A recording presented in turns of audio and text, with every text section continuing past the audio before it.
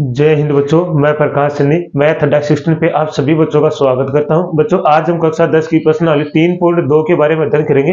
तो बच्चों प्रश्नावली को स्टार्ट करने से पहले सभी से निवेदन कि आप मैथ अड्डा 16 के चैनल को सभी बच्चे सब्सक्राइब कर लेंगे, शेयर करेंगे, लाइक और कमेंट करेंगे। जो बेल आइकन वाला घंटा है उसे अवश्य प्रेस कर लेना ताकि आने वाला नोटिफिकेशन सबसे पहले बच्चों आप प्राप्त कर सके और क्लास का आनंद उठा सके। बच्चों हमने प्रश्नावली 3.1 की जो पिछले वीडियो में कर ली, जो आपको अच्छे से समझ में आया है, और उस प्रश्नावली को हमने किस विधि से हल किया, तो ग्राफी विधि से। अब इस प्रश्नावली को हम पढ़ेंगे, इस प्रश्नावली में हम पढ़ेंगे प्रतिस्थापन विधि और कौन सी पढ़ेंगे, विलोपन विधि, जिसे बोलते हैं बीजगणितीय विधियां। ये बीजगणितीय विधियों के बारे में पहले हम बेसिक पढ़ेंगे, उसके बाद में हम आगे उदाहरणों से शुरू करेंगे। तो चलो बच्चों अब शुरू करते हैं। सबसे पहले हम देखेंगे बीजगणित क्या होती है।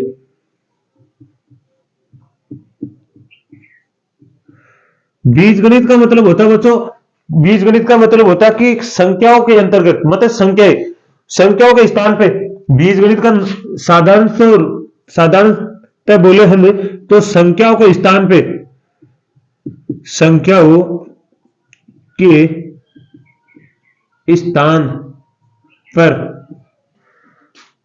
अक्षरों का प्रयोग या दोनों का प्रयोग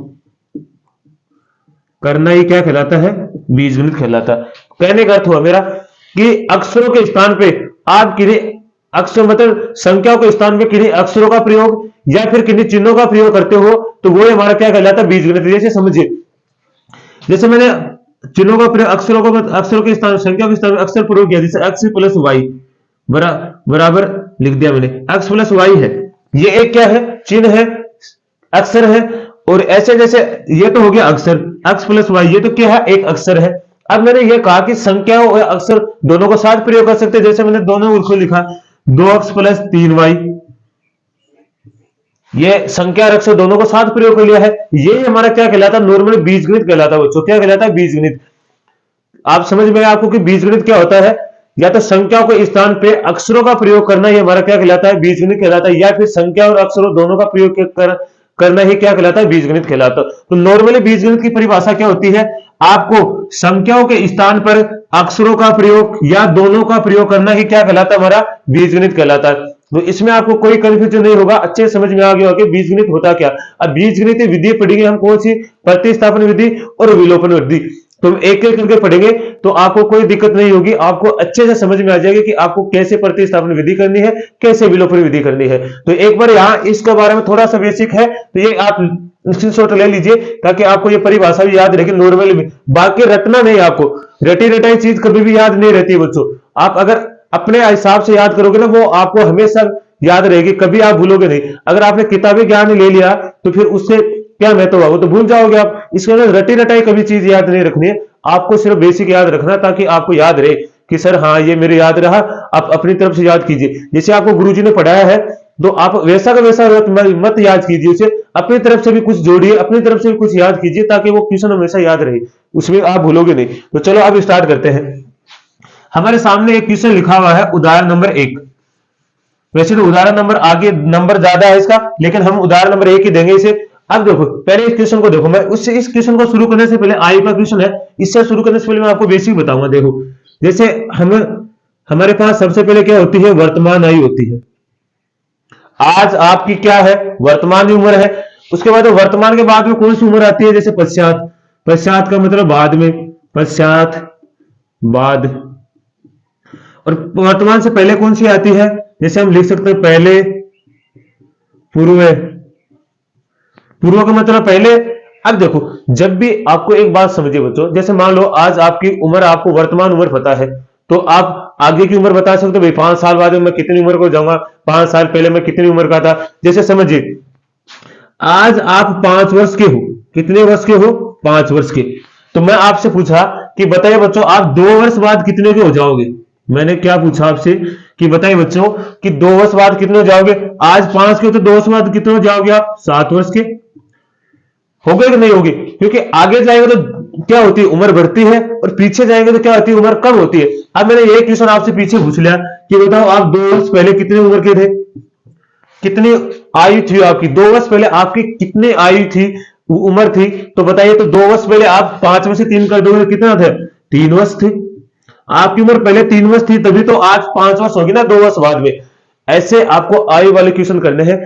आपको पीछे वाला पूछे तो आपको घटाना है, और आगे वाला पूछे तो आपको जोड़ना है, क्योंकि आगे वाला आप जोड़ोगे तभी तो आपकी उम्र बढ़ेगी, और पीछे जाओगे इस समय उम्र कम करना, तभी तो आपकी उम्र कम होगी। इस तरह आपको याद रखना कि बेसिक, कि वर्तमान आयु आपके पास होगी तभी आप आगे जा सकते हो, और तभी आप अपने पीछे की आयु बता सकते हो, नहीं तो अन्यथा आप बता नहीं पाओगे। इसका मतलब आप में से मैं पूछ लिया कि आपके पिताजी आपसे 10-20 वर्ष बड़े हैं, आपके पिताजी आपसे 20 वर्ष बड़े हैं, जब तक आपको अपनी उम्र नहीं पता रहेगी, क्या आप अपने पिताजी की उम्र बता सकते हो? तो बिल्कुल नहीं बता सकते। इसलिए आपको पहले क्या है कि अपनी उम्र बता, वर्तमान उम्र ज्ञात होनी चाहिए, तभी हम आगे की और पीछे की उम्र को, हमारी आयु है वो बता सकते हैं। ठीक है, तो अब चलो इस क्वेश्चन को स्टार्ट करते हैं। मैंने इसलिए बताया आपको कि इस क्वेश्चन में आपको बिल्कुल ना दिक्कत आई। देखिए, सबसे पहले क्या कहा, आफ्ताब अपनी पुत्री से कहता है कि 7 वर्ष पूरे मैं तुमसे 7 गुनी आयु का था, अब से 3 वर्ष बाद मैं तुमसे केवल 3 गुनी आयु का रह जाऊंगा, आफ्ताब व पुत्री की आयु ज्ञात करो। देखो बच्चों, सबसे पहले क्या करना है, जब भी आपको किसी की आयु ज्ञात करने के लिए कहता है क्वेश्चन, तो आपको सबसे पहले उनकी वर्तमान आयु माननी है। क्या मानोगे आप? वर्तमान आयु। बाद में जैसा जैसा क्वेश्चन बोल रहा है वैसे वैसे करते जाना है। तो सबसे पहले हम यहां क्या मानेंगे? वर्तमान आयु मानेंगे। तो देखिए क्या मानेंगे, माना आफ्ताब की वर्तमान आयु x वर्ष तथा उसकी पुत्री की वर्तमान आयु y वर्ष है। ठीक है, यहां तक आपको कोई दिक्कत नहीं होगी। देखो अब उसके बाद में हमें क्या करना है, प्रश्नानुसार। कोई दिक्कत नहीं है ना, प्रश्नानुसार। अब देखिए, अब आपको देख लो, आप तो अपनी पुत्री से कहता है कि मैं 7 वर्ष पूर्व, आपको कितने वर्ष पीछे जाना है? 7 वर्ष पूर्व की उम्र बतानी है। तो यहां से आपको सबसे पहले क्या लिखना है? पहली शर्त। अब देखो, पहली शर्त में क्या कहा, आपको कहा कि 7 वर्ष पूर्व, तो आपको सबसे पहले प्रश्न में क्या लिखना, आपको लिख देना है 7 वर्ष पूर्व, आपको यहां लिख देना है। अब देखो, जिसकी उम्र पूछ रहा है उस हिसाब से निकालो। अब लिखोगे आफ्ताब की आयु, तो 7 वर्ष पूर्व कितनी हो जाएगी बच्चों, बताइए। अब 7, आज आप x वर्ष के हो तो 7 वर्ष पहले कितने थे? x - 7। मैंने क्या कहा, पीछे जाओगे तो उम्र को क्या करना है? कम करना है। आगे जाओगे तो उम्र को क्या करना है? बढ़ाना है। तो इसका मतलब इसकी कितनी हो जाएगी? x - 7 वर्ष। और उसकी क्या है, मैंने पुत्री की, इसकी पुत्री की आयु कितनी है? पुत्री की आयु, तो पुत्री की आयु कितनी हो जाएगी बच्चों? अगर ये 7 वर्ष कम होगा तो पुत्री की भी आयु तो 7 वर्ष कम होगी। ये तो है ना कि उसकी 5 होगी, इनकी 7 कम होगी, ऐसा तो कभी नहीं होगा। उम्र तो 7 7 घटेगी। इसका मतलब क्या हो गया? y - 7 वर्ष। ठीक है, अब यहां तक आपने 7 वर्ष की निकाली। अब थोड़ा आगे पढ़िए, और भी कुछ बोला है किसी में। 7 वर्ष पूरा मैं तुमसे 7 गुनी आयु का था। देखो, सबसे पहले आपको क्या लिखना है? x - 7 y - 7। बच्चों, इन दोनों को पहले क्या कर देना? बराबर कर देना है। अब देखो, ये मैंने बराबर क्यों किया वो आप आसानी से समझोगे। देखो, इसने क्या कहा, आफ्ताब ये कहता है कि मैं आपसे 7 गुनी आयु का था, 7 वर्ष पूर्व है, मैं तुमसे 7 गुनी आयु का था। आफ्ताब ने पुत्री से कहा ना, इसका मतलब आफ्ताब की उम्र उसकी पुत्री से 7 गुनी है, तो आपको आफ्ताब को 7 से न गुणा करके आपको उल्टा किसको गुणा करना है? उनकी पुत्री को गुणा करना, ताकि वो दोनों बराबर होंगे, तभी हमारे पास क्या प्राप्त होगा? समीकरण प्राप्त होगा बच्चों। तो हम आफ्ताब को न गुणा करके इसकी पुत्री को किससे गुणा कर देंगे? 7 से। क्या अब ये दोनों बराबर हो गए? ऐसे समझिए, जैसे मैंने कहा कि आपके पिताजी आपसे 20 वर्ष बड़े हैं, तो अगर आप दोनों को बराबर करना तो आपको क्या करना पड़ेगा? या तो पिता की उम्र में 20 कम करना पड़ेगा, या आपकी उम्र में 20 जोड़ना पड़ेगा, तभी तो आप दोनों बराबर हो सकते हो। इसके लिए इन दोनों को बराबर करेंगे, तभी हमारे पास क्या प्राप्त होगा बच्चों? समीकरण प्राप्त होगा। तो ठीक है, अब देखो, अंदर गुणा कर दो। x - 7 बराबर, अंदर गुणा करोगे तो ये हो जाएगा 7y माइनस 7 49। अब देखो 7y को तो इधर ले आओ, इस 7y को -7 को उधर भेजो, तो x माइनस 7y बराबर माइनस के 49 प्लस 7। तो आपके पास यहां से क्या निकल के आएगा, x माइनस 7y बराबर माइनस के 42। ये आपके पास समीकरण नंबर कितना आ गया, 1 आ गया। तो आपको कोई दिक्कत है यहां तक, तो ये आपके पास समीकरण नंबर कितना आ गया, 1। इसी प्रकार हम क्या करेंगे, यहां से दूसरी शर्त आगे देखिए। अब क्या पूछा गया आगे, अब से 3 वर्ष बाद, अब की बार क्या पूछा गया, 3 वर्ष आगे की उम्र पूछा गया। तो सबसे पहले आपको लिखना है 3 वर्ष बाद, ठीक है। अब 3 वर्ष बाद है, तो ये तो यह नहीं कि आप पीछे की उम्र से सीधा आगे चले जाओगे, वर्तमान उम्र से तो आगे जाओगे। इसका मतलब आपको क्या करना है, आपको लिखना है आफताब की आयु। तो आफताब की आयु कितनी हो जाएगी, आज से वर्तमान अक्ष है, तो 3 वर्ष बाद कितनी हो जाएगी, अक्ष प्लस 3 वर्ष, है कि नहीं। और पुत्री की आयु, पुत्री की आयु कितनी हो जाएगी बच्चों, y प्लस 3, क्योंकि अगर पिता की उम्र 3 बढ़ेगी तो पुत्री की भी 3 बढ़ेगी। ये तो है नहीं कि 1 बढ़ेगी, इसकी 2 बढ़ेगी एक साथ। उम्र तो सभी की समान ही बढ़ती है, सभी के दिन तो समान ही बढ़ते हैं। इसका मतलब अब देखो आगे क्या कहा, अब से 3 वर्ष बाद मैं तुमसे केवल 3 गुने लेकर रह जाऊंगा। अब की बार कितनी उम्र का है, कितनी गुना रह जाएंगे वो, 3 वर्ष, 3 गुने। तो अब की बार क्या करना आपको, x प्लस 3 बराबर y प्लस 3 बराबर कर देना है। और अब की बार इसकी पुत्री को कितने से गुणा कर दोगे आप, 3 से, क्योंकि आपकी बार 3 गुना अधिक है ना उम्र। तो आपकी बार देखो यहां से x प्लस 3 अंदर गुणा करो 3y प्लस के 9। अब यहां से देखिए आप, तो कितना हो जाएगा, इस 3y को इधर, इस 3 प्लस 3 को इधर भेज दो, तो x माइनस 3y बराबर 9 माइनस 3। तो x माइनस 3y बराबर 6। ये समीकरण नंबर हो गया 2। अब आपके सब बात समीकरण 1 और 2 आ गया। अब इसको हम किस विधि से पढ़ेंगे, प्रतिस्थापन विधि से। फिर अगली प्रश्नावली में हम पढ़ेंगे विलोपन विधि। तो आपको कोई दिक्कत है तो यहां तक आप स्क्रीनशॉट ले लीजिए, फिर हम पढ़ते हैं इसको प्रतिस्थापन विधि से करते हैं। तो चलो अब स्क्रीनशॉट आपने ले लिया होगा। हमें समीकरण 1 और 2 की आवश्यकता पड़ेगी, बाकी नहीं है। तो चलो मैं अब सारे को मिटा देता हूं, हमें समीकरण की आवश्यकता पड़ेगी जो हम रख लेंगे। बिल्कुल आसान विधि है बच्चों, वैसे ये तो क्वेश्चन होगा ना, बस बनाना आना चाहिए आपको, फिर विधि तो बिल्कुल आसान है, आसानी से आप कर दोगे। समीकरण नंबर क्या है, x माइनस 7y माइनस के 42, समीकरण नंबर 1। दूसरा क्या है, x माइनस 3y बराबर 6। ये समीकरण नंबर हो गया 2, ठीक है। अब करो देखो, अब जब भी समीकरण ऐसा होता है तो आप किसी भी समीकरण का प्रयोग करके आपको पहले क्या करना है, उसका प्रतिस्थापन करना है। प्रतिस्थापन का मतलब प्रतिस्थापन विधि से, तो किसी एक समीकरण क्या करना है, किसी एक चर का प्रतिस्थापन करना पड़ेगा। तो यहां से आपको क्या करना है, मैं जैसे लिख देता हूं समीकरण 1 से। अब लिखोगे पहले x माइनस 7y बराबर माइनस के 42।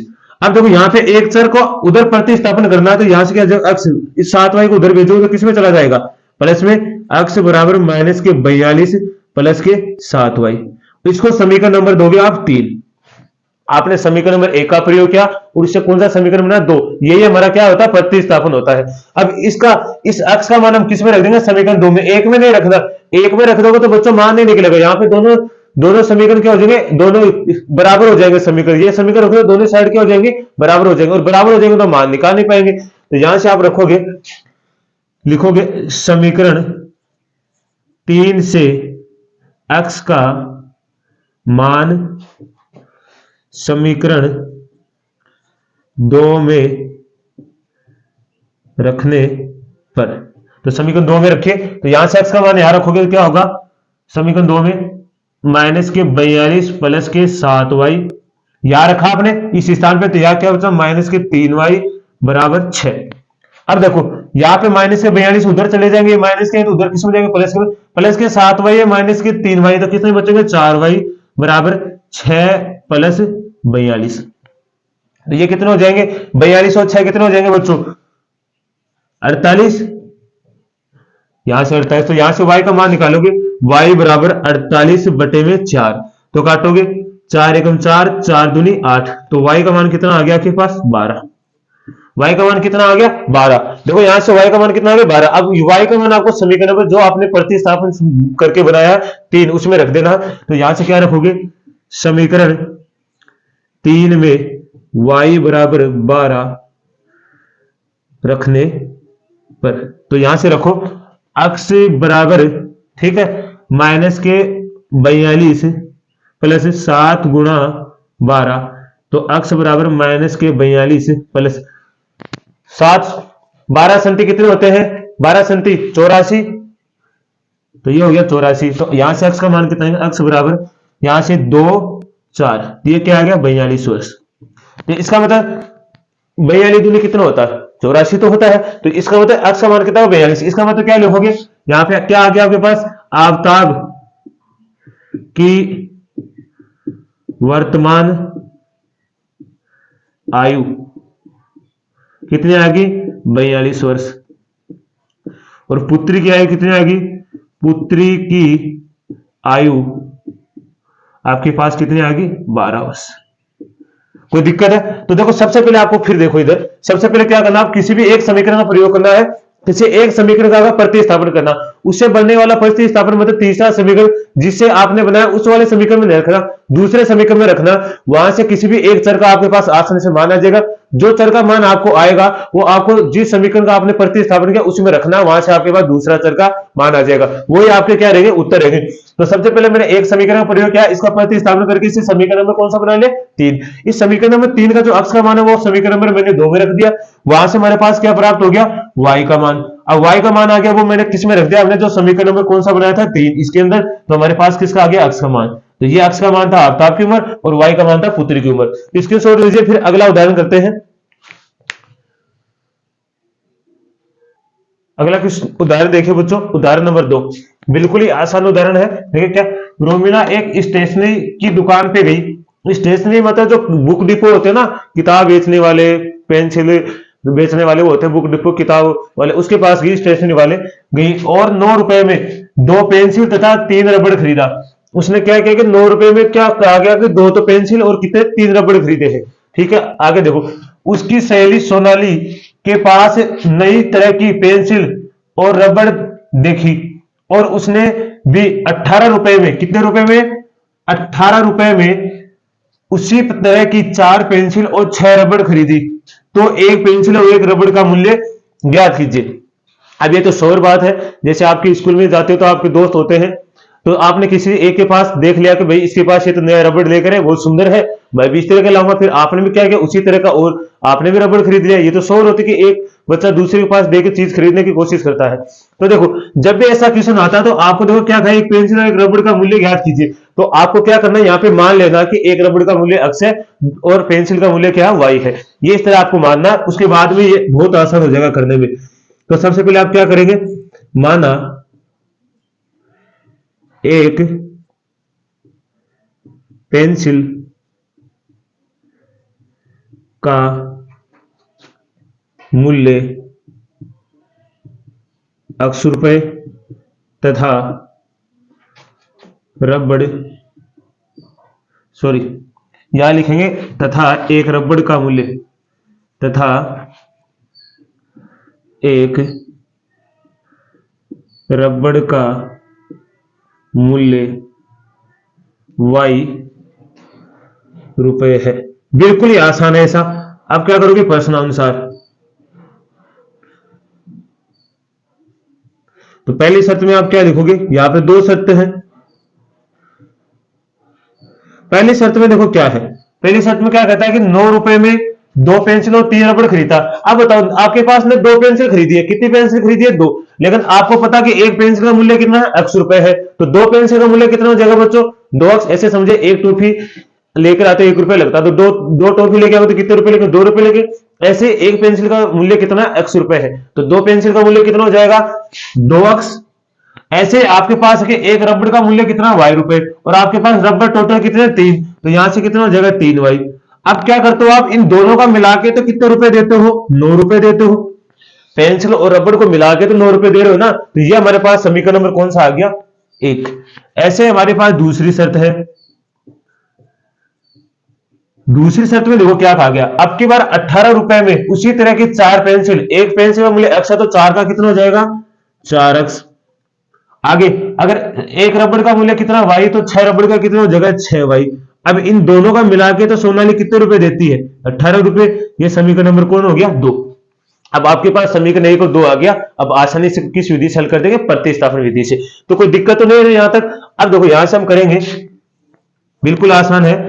समीकरण 1 से क्या करेंगे, समीकरण 1 से तो आप लिखोगे 2x प्लस 3y बराबर 9। तो प्रतिस्थापन कीजिए किसी भी एक समीकरण का, तो यहां से 9 माइनस के 3y। यहां सिर्फ आपको एक ही चर रखना है, 9 माइनस 3y बटे में 2। सिर्फ आपको एक चर को रोकना, बाकी सभी संख्या को क्या कर देना है, प्रतिस्थापन कर देना है। यह समीकरण नंबर आपके पास कौन आ गया 3। अब समीकरण 3 का मान आप समीकरण नंबर 2 में रख देंगे। तो यहां से रखोगे समीकरण 3 से x का मान समीकरण 2 में रखने पर, तो समीकरण 2 में रखोगे तो यहां से क्या आएगा, देखो यहां x के स्थान पे रखोगे तो यहां से क्या आ जाएगा 4 9 माइनस 3y बटे में 2। इधर कितना है 6y बराबर 18। अब देखो यहां से 2 से काटोगे 2 दूनी 4, ये तो कट गया, तो यहां पे क्या बचा आपका 2 9 माइनस 3y प्लस के 6y बराबर 18। अंदर गुणा करो तो कितना आ जाएगा 9 दूनी 18 माइनस के 6y प्लस के 6y बराबर 18। ठीक है, यहां से क्या आ गया आपके पास, समीकरण 1 से बनाया, समीकरण आपने 2 में रख दिया। अब यहां से देखिए आप क्या आया, आपके देखो 6y से 6y कट गया, यहां से आपके पास क्या आ गया 18 बराबर 18। तो यहां तो न तो पेंसिल, अब इसमें क्या 18 बराबर 18 आ गया। इसका मतलब जब भी 18 बराबर 18 आता है तो कौन सा होता है, आप अच्छे से जानते हो कौन सा होता है, ये संपाती रेखा ही होती है। इसका मतलब दोनों क्या हो जाती है, बराबर हो जाती है। तो यहां से देखिए आप दोनों ये संपाती रेखाएं मिल रही है। कौन सी रेखा है, संपाती रेखाएं। इसका मतलब यहाँ पे हम अक्सर एक रबड़ और पेंसिल का मूल्य क्या नहीं कर सकते, ज्ञात नहीं कर सकते। तो आपको यहीं पे छोड़ देना है। हमने जल्दी थोड़ा सा क्या किया, हमने जांच नहीं किया कि ये संपाती रेखा है प्रतिच्छेदी है। अब आपको ये तो हर क्वेश्चन में तो आप जांच नहीं कर सकते। अब यहाँ पे दोनों साइड क्या हो गया, इधर भी 18 आ गया और इधर भी 18, तो आपको यही छोड़ देना है। आपको लिख देना है यहाँ पेंसिल और रबड़ का मूल्य ज्ञात नहीं कर सकते। क्या लिखोगे, यहां पेंसिल व रबड़ का मूल्य ज्ञात नहीं होगा। बस इतना से उत्तर छोड़ देना आपको, बिल्कुल आसान है। आपको अच्छे समझ में है ना। देखो यहां से अगर हमारे पास मान आता तो ये 6y प्लस 6y करता नहीं, क्योंकि समान हो गया, कट गया। अब 18 बराबर 18 आ गया, तो यहां से हम x y का मान निकाल नहीं सकते। तो क्या पेंसिल रबड़ का मूल्य निकाल सकते हो, तो बिल्कुल नहीं निकाल सकते। स्क्रीनशॉट लीजिए। फिर बच्चों अगला क्वेश्चन करते हैं। चलो बच्चों अगला उदाहरण देखिए। अब की बार हम क्या करना बच्चों, अब की बार हम पहले चेक कर लेंगे ताकि आपको आगे हल, देखो जब भी ऐसा क्वेश्चन आता है ना तो आपको पहले उसे चेक कर लेना है कि ये समांतर रेखा है, समपाती है या प्रतिच्छेदी रेखा है, ताकि आपको आगे हल करने में कोई दिक्कत ना हो। तो सबसे पहले आपको देखो क्या दिया गया है, दो रेल की पटरियां समीकरण में x प्लस 2y माइनस 4 बराबर 0 और 2x प्लस 4y माइनस 12 बराबर 0 द्वारा निरूपित की गई है। यहाँ x और y का मान ज्ञात कीजिए। तो देखो सबसे पहले आपको समीकरण लिखना है x प्लस 2y माइनस 4 बराबर 0, ये समीकरण नंबर आपका 1 हो गया। ऐसे आपके पास क्या है 2x प्लस 4y माइनस के 12 बराबर समीकरण नंबर 0 बराबर समीकरण नंबर 2 हो गया। अब यहां से आप लिख लीजिए a1 का मान कितना 1, b1 का मान कितना है 2, ठीक है, c1 का मान कितना है माइनस के 4। ऐसे आपके पास a2 का मान कितना 2, b2 का मान कितना है 4, c2 का मान कितना माइनस के 12। तो आप जांच कर लीजिए a1 बटे a2 बराबर b1 बटे b2 बराबर c1 बटे c2। तो यहां से a1 का मान कितना 1, a2 का मान 2, b1 का मान 2, b2 का 4, ऐसे c1 का मान माइनस 4, c2 का मान माइनस 12। अब देखो यहां से क्या होगा, माइनस माइनस तो प्लस हो गया, ये हो गया 2 एकम 2, 2 दूनी 4, तो 1/2 बराबर 1/2। यहां से क्या 4 एकम 4 और 4 3 12, कितना हो गया 1/3। तो यहां से देखिए ये क्या होगा, b1 बटे b2 बराबर c1 बटे c2 एक दूसरे क्या नहीं है, इक्वल नहीं है। जब मैंने आपको क्या कहा था, यहां पे देखो b1 बटे b2 इक्वल नहीं है C1 बटे C2 के। जब ये दोनों इक्वल नहीं होते हैं तब क्या होता है, ये समांतर रेखाएं होती है। कौन सी? समांतर रेखाएं है, अर्थात असंगत है। क्या है? असंगत। क्या हो गया? असंगत है। तो असंगत है तो यहां पे हम क्या नहीं निकाल सकते? जब भी दो रेखाएं समांतर होती है तो वहां पे हमें कौन सी कंडीशन मिलती है? असंगत मिलती है। और असंगत मिलती है तो वहां पे हम क्या नहीं निकाल सकते? एक्स और वाई के मान ज्ञात नहीं कर सकते। तो आप लिखो, अतः हमें एक्स और वाई के मान ज्ञात नहीं कर सकते क्योंकि दोनों रेल की पटरियां समांतर है। और ये बात तो कंफर्म है, अगर रेल की पटरी आपको दे रखी है तो समांतर तो होंगी। तो आपको ये लिख देना कि समांतर है, असंगत है। अतः हम एक्स और वाई के मान ज्ञात नहीं कर सकते क्योंकि दोनों रेल की पटरियां क्या है? समांतर है। बस यही आपका उत्तर है। बाकी बहुत ही आसान क्वेश्चन था। बस ऐसे ही आपको हल करना, पहले आपको जांच कर लेना ताकि आपको दिक्कत न हो। तो आज के हम इतना ही करेंगे। तो सभी को मैथ असिस्टेंट की तरफ से धन्यवाद। जय हिंद बच्चों।